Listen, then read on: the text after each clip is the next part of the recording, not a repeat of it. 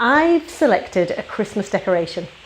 It is a glass blown, very delicate, fragile Christmas decoration that I remember from my grandmother's Christmas tree. It is about 4 inches tall, it's very light and delicate, and it's a Father Christmas. It's not a traditional red and green and Father Christmas that you might imagine, but he's got a blue coat with a little pink hat, and he's got tiny blue beady eyes, and he is very important to me. I was given the Father Christmas to look after when I first got married, which was now 28 years ago. So he's been on our Christmas tree every year for the last 28 years. Prior to that, he was on my mother's Christmas tree, and obviously prior to that, he was on my grandmother's Christmas tree. Now it's kept with all my Christmas decorations. I think it's really important that it still comes out every Christmas and hangs on the Christmas tree. Although every year it gets more and more precious, and I worry about it getting broken because it's so very fragile. But I don't like the thought of it not coming out. So I run the risk and wrap it up in tissue paper each year to store it with all the other Christmas decorations. And when I open the box to decorate the Christmas tree, I'm always just a little bit worried that it might have broken during the course of the year. But so far. So he must be about 80 years old, I think. It's something like that. I couldn't tell you exactly, but and funnily enough, they're all coming back into fashion now, these blown, delicate Christmas decorations. But there'll never be another little Father Christmas. My earliest memory of my little Father Christmas, what is now my little Father Christmas, is of Christmases at my grandmother's house. We used to go, my grandmother is my mother's mother, and she lived just a short distance away from us when we were growing up.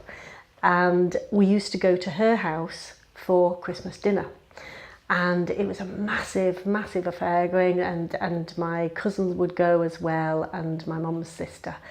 And she had a lovely large house, and she was a fantastic cook. And we had this wonderful meal. I remember us all being together having a wonderful meal. And then we would retire into the purple room. And the purple room was a room that was set aside for best. And it had a beautiful purple carpet, and it had a fantastic fireplace with a wonderful roaring fire, and it had Dickensian tiles around this roaring fire.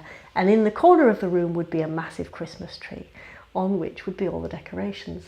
And all the adults, well, particularly my grandfather and my father, after their big meal, would relax down, the television would be on, and they would fall asleep.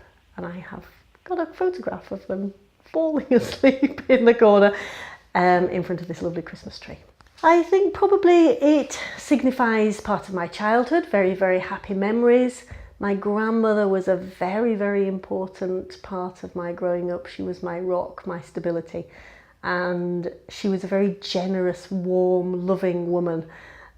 And I spent a lot of time with her, and we shared interests of gardening. But she sadly passed away quite young, at age about 65, and I was just 13. So that's a little bit of my grandma, and each time it comes out, I think of my grandma. It's something that if I can preserve it, I can pass on along with all the memories that go with it. And my grandchildren will have remembered it on my Christmas tree, and so the story goes on. So I think that it's like that little thread of continuity through family life, isn't it, and through generations. And Christmas is such a nostalgic, happy, kind of reflective time anyway. So it's an important part. There's a great happiness around Christmas anyway, and there's always happy. I'm always relieved when he comes out of the box and he's not broken. And I'm very proud to hang him on my tree as a memory of my grandma. There's a tiny bit of sadness that she's no longer still with us and that we lost her so early, but I think about the happy memories that I spent with her.